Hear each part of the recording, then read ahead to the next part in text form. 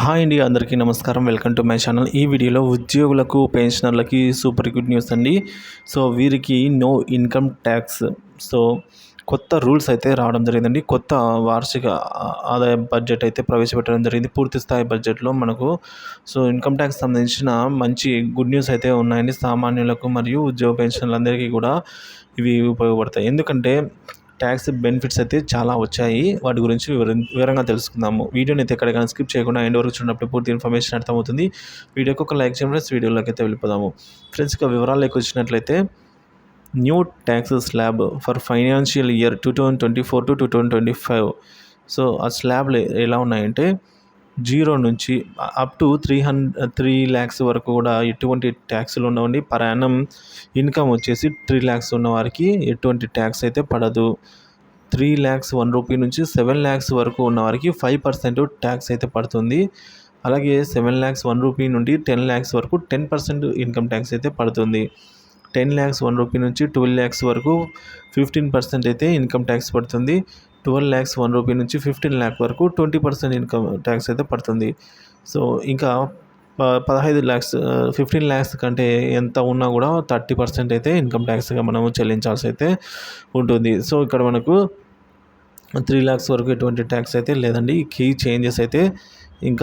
Changes కొన్ని ఉన్నాయి.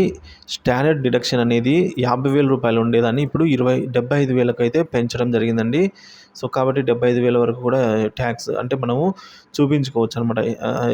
HRA గురించి, రెంటల్ గురించి, సో వివిధ వాటి గురించి స్టాండర్డ్ డిడక్షన్ను 75,000 రూపాయలను తీసేస్తారండి.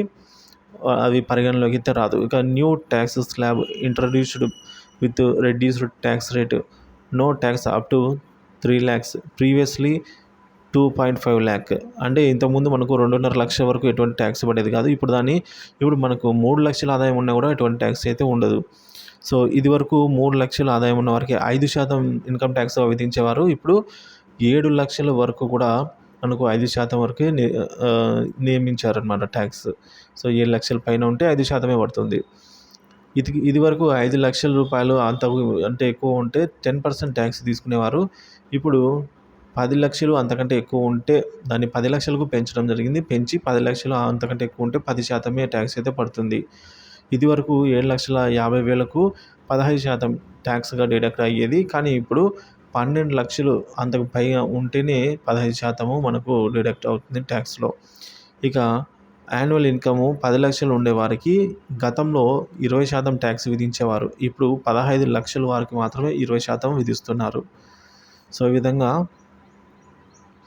బెనిఫిట్స్ అయితే ఉన్నాయి ఫ్రెండ్స్. అదే 17,500 వరకు కూడా లాభం చేకూరుతుందన్నమాట ఈ కొత్త రూల్స్ ప్రకారంగా మనకు.